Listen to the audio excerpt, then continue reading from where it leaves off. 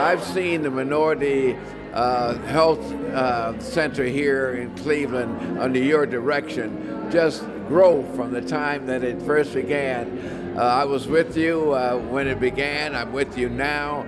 I think you've made a tremendous contribution to this community through that effort. 10th Annual Minority Men's Health Fair at Cleveland Clinic. The first year we started the health fair, we had 35 men show up. But as you can see, there's thousands of men here taking advantage of these free preventative health screenings. It's all about early detection of preventable diseases. It is important that we do this. It's important that we can continue to do this.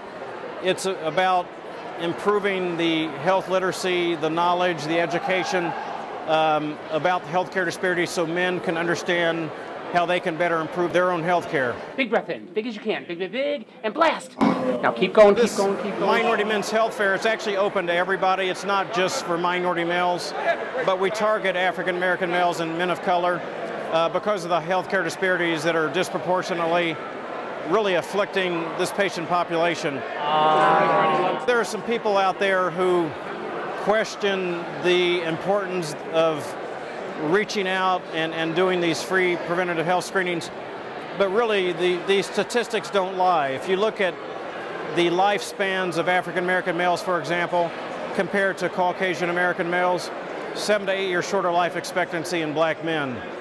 These healthcare disparities are a real phenomenon, and we don't have to accept the fact that they exist. There's something that we can do about it. The Minority Men's Health Fair at the Cleveland Clinic has raised awareness within the minority community about taking care of ourselves and addressing health issues that are addressable at a time when there's still things that can be done.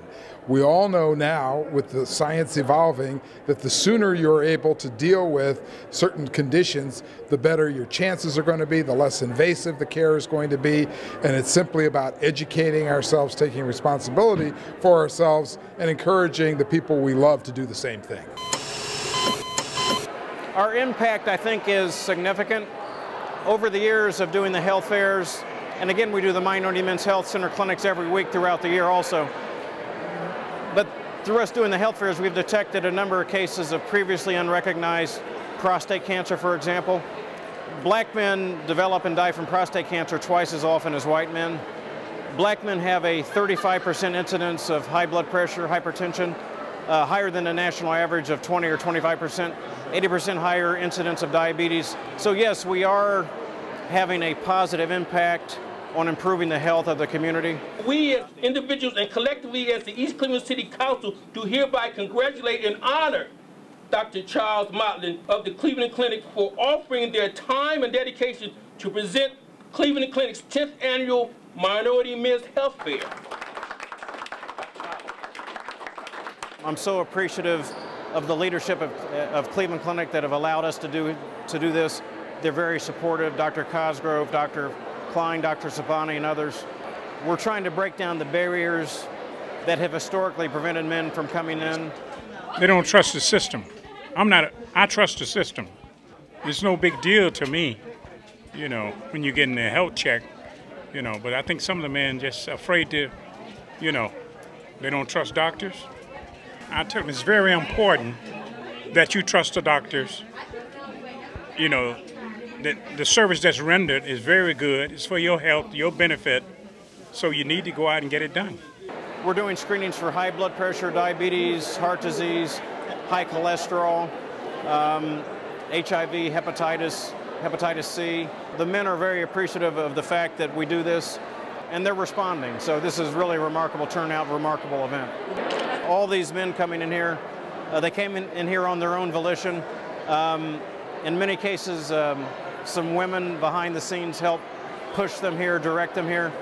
But the bottom line is they're here. We see ourselves as a pilot project, a pilot program, whereby other institutions can come and see what we're doing and then establish their own initiatives.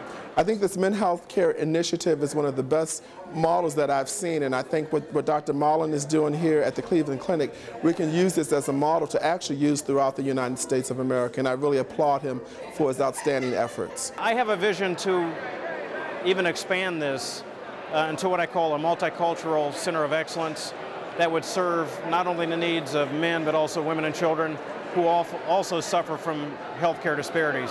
I would look to a day when healthcare disparities are eliminated, and I think we're on the right path. I think a lot of it centers around education, educating people about the importance of preventative health screenings, because again, as I mentioned before, we don't have to accept the fact that black men die 8 years earlier than the majority population, and a lot of those death rates are preventable. A lot of those death rates are due to healthcare disparities, and I think we can see an end to that.